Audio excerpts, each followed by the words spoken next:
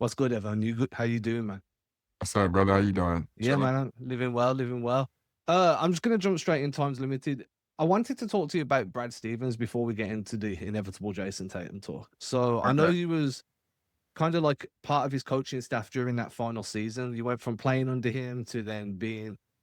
You was never listed as a coach online, but I'm pretty sure like you was around the team for that whole season, right? 2020 to 20. Yeah, well, I just be a player. I'm part of the player development staff and all that. So yeah.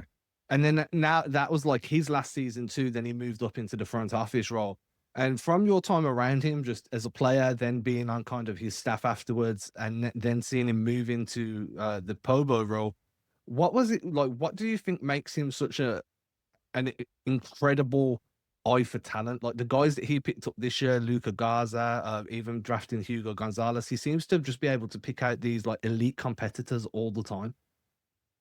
Yeah, I think Brad's very intentional. I think has like a very, very intentional staff.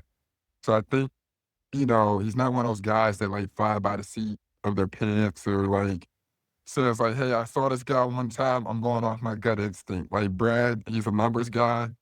He looks up numbers, looks up guys' backgrounds, but he also he's a killer, himself. So he loves guys that compete.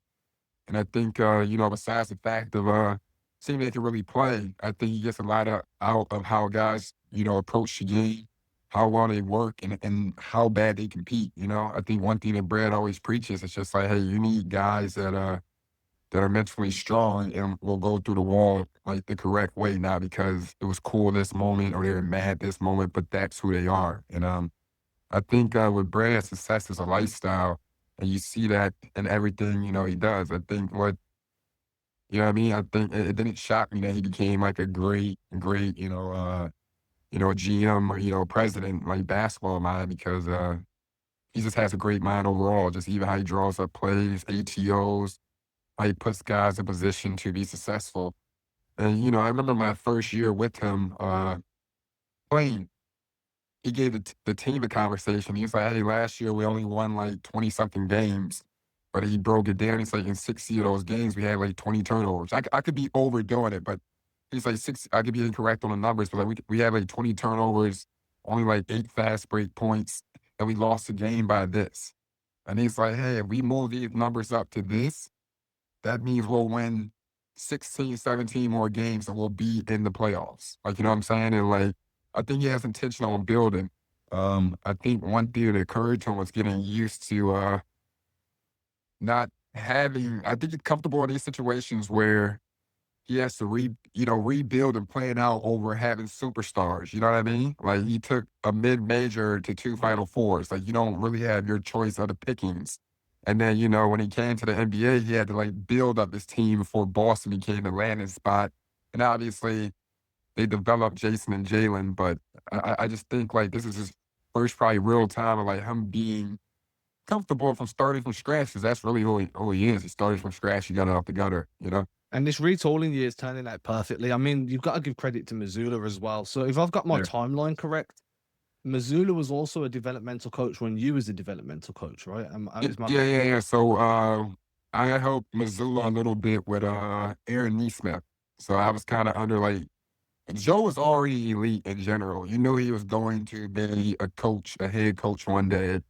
That was 1,000, you know what I mean? And I think once you get around Joe, how, his motto that I always text him that I've heard him say, it's like, "Don't, like, wait for a rhythm, make a rhythm." Like, you know what I mean? And I think Joe, his mentality's always been like, "Yo, let's go out and get it." Even in summer, but I'm like, "Damn, Jason's down." We went to this UFC fight, Joe and I, and he's just like, "No, it's gonna be fun. Give me an opportunity to, try out some different lineups, get creative, and actually kinda like, coach a little bit more." Sometimes with those guys, last year we had the richest team in history. I was coaching, with a full clip, and he's like, "It'll be fun.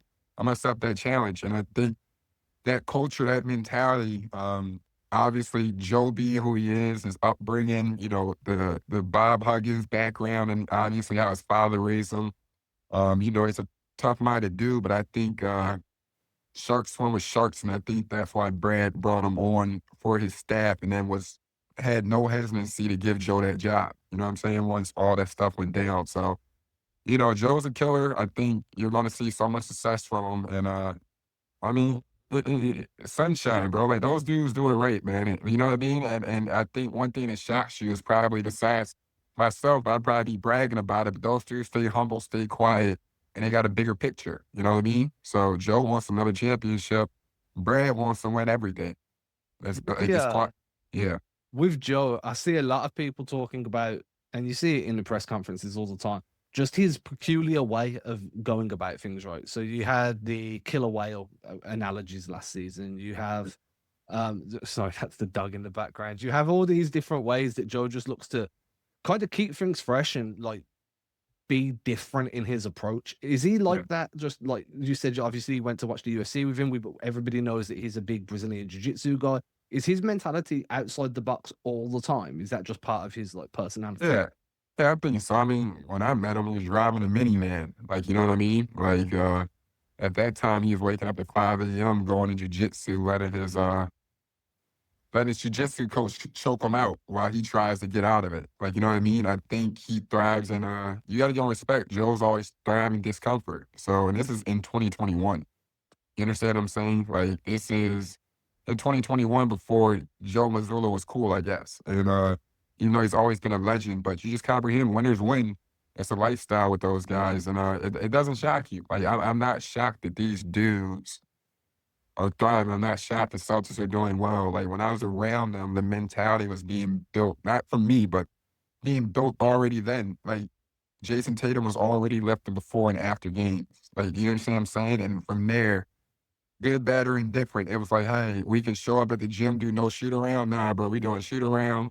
We lifting, like working hard is culture and it's cool there. And you see that. And it wasn't so much like, hey, I hope it works for them. It's like, no, when this does work for them, the world is going to see how special they are because these dudes are different.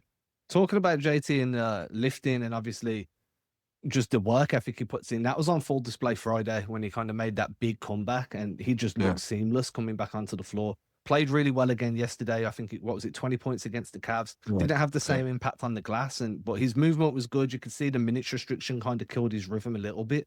Yeah, he's playing around 27 minutes a night right now. What have you like? I don't know if you spoke to him, and I'm not going to ask for any private conversations there, but like, what have you seen from him in the build up during his recovery, and then like after that first game back? Have you spoke to him? Yeah, I think the build-up was just courage. I think, obviously, I don't know if he's ever like really been hurt like that before, but you got to think Jason was on his way to his second championship, silently building a dynasty. Like, you know what I mean? In the same year that he won a gold medal, and he was on his way to clearing out like for this generation. Like, you know what I'm saying? Like, he stays healthy, he gets a second ring. SGA doesn't get a ring.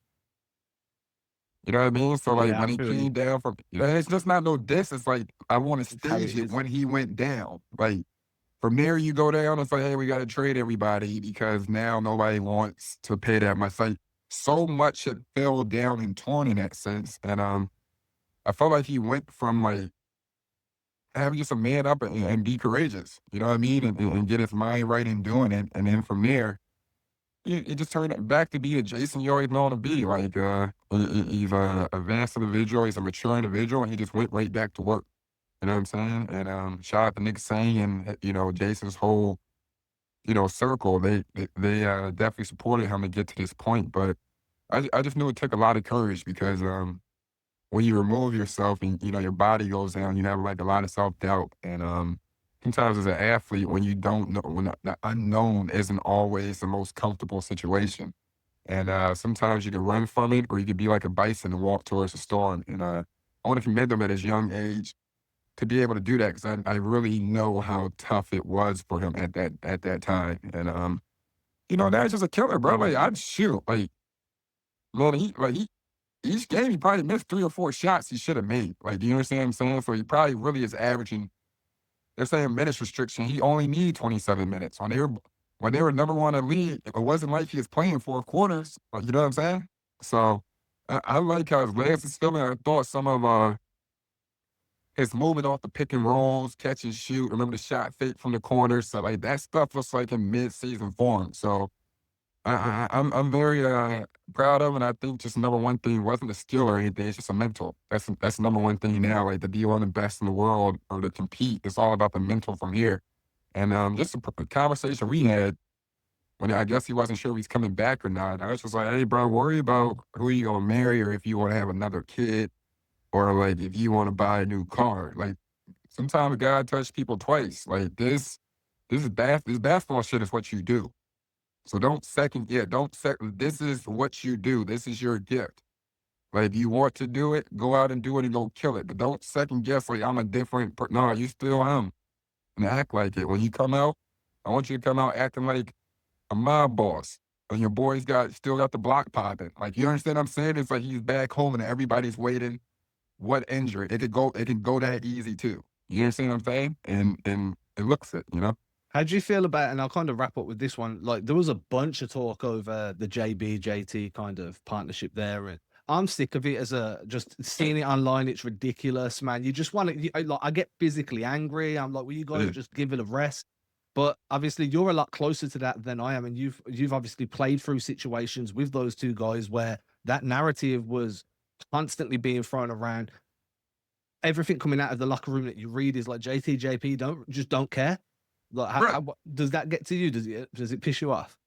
Nah, to me, I think it's funny because I've seen it up close. Like after like the first few minutes when I was around them, I'm like, oh, these dudes don't hate on it. Like they don't they have ultimate respect for each other. This is when they were like 22, 21. You know what I mean? There was no negative, no side eye, no anything. I'm like, oh, that's all weird. Like, why would they say that? Like, you know what I'm saying? And then as it started getting more and more, I'm like, why couldn't they play together? Like, who else would you be looking for? If JB leaves, you'll still be looking for a JB. If JT left, you'll still be looking for a JT. What, like, I think you got to really set the tone and be like, hey, brother, and I'm just telling the truth. JB is super mature. Jason's super mature. They know who they are. They know where they're going. Sometimes people don't know how to respond to that. Like, there's nothing wrong with everything is like, yo, we're supposed to suck. And y'all don't suck now. So we're gonna go right back to being like, you know what? JB and JT, can they coexist? They went to 2 championships together, went to the 8 Eastern Conference Finals together. They both averaged 26, 27. Like they talk to each other. You don't hear they're both good looking kids. You don't hear no hate, there's nothing. There's like those dudes are elite. And I think as young individuals, young men, you just gotta let them sit back and cook and let them rock this generation. They got it. You know what I mean? Yeah, I feel you, man. It gets frustrating, and you see the Celtics fans, like people start taking sides, and because everybody's going to be like, I rock with the way this guy plays, or I rock with, and it's just like, man, the team needs both. It is hella frustrating. Yeah, and long story short, bro, when you sit here, the conversation, man, and JB's elite, bro. JB is elite. And I'm talking about just even on the court, off the court, he's even wavier. Like what he's doing, elite, bro. Like I want them to talk about that more, but like the guy that is true, JT's not there. JB's averaging 27, 28. Got him to the Eastern Conference Finals. Like that means second in the East. That's the truth. When Jason was playing, they were first in the East, and they were playing, you know what I mean? And you're sending out 4 quarters. You have a comparison. Like tomato, like there's one's gonna be better than the other, but they're still unbelievable. That's it. That's the way it is. Look, That's like Brad paid them both ridiculous amount of money to be unbelievable. Like you know what I mean? So I think it's more impressive because I know Tatum. I think he'll be a top 10 player before it's all said and done. But like it's just like, hey, bro, that's a good problem to have. Like who's better? Who is better? Like, and we know who is, but it's just like, hey, that's the dominance of Boston. That's the culture. That's what we need to accept. It was dope, man. That's like we're supposed to be talking about like, hey, maybe we can get good in the lottery this year. At this moment in time, we would have been salivating, hoping we got the Mazzulla or Darren Peterson. You understand what I'm saying?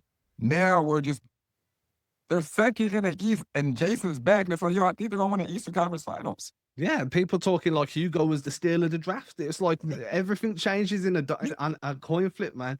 Look, I want to say thank you. Yeah, Adam, bro. I've been on you one, bro. Yeah, You're doing your thing, bro. Congrats on everything, my guy. I appreciate you, man. I appreciate you. I was supposed to go to London next week, but I can't go. I got to do these damn tournament games. But I'll probably be out there this summer. But yeah, we should definitely connect to try to get in person. I know I owe you one for sure. Yeah, for sure, man. I'm about 3 hours outside of London, so I can just hop on a train. It's no big All deal. right.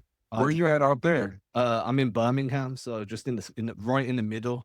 Okay. Yeah, they trying to put like a hoop team, like a new stadium or some shit out there in Birmingham, right? I've seen talk, but I haven't seen if Yeah. anything like officials happen. But if you're out Yeah, this way, anywhere in yeah, the country, I can travel. It's no problem.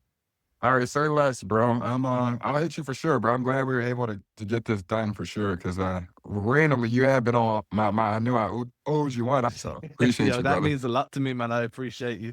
I'll Yeah, catch you keep later. doing your thing. Yo, keep doing your thing too, bro. What you doing with basketball? I'm familiar with the area and shit. So like, what you doing and everything is big time, bro. It's big time, bro. And I appreciate you. what are you doing? Like that shit's lit, bro. Keep doing your and you on the right. Like I follow your tweets and shit. You know what the fuck you talking about too. So I appreciate that coming from you. yeah, That means a lot, man. I yeah. appreciate Keep you. doing your thing, brother.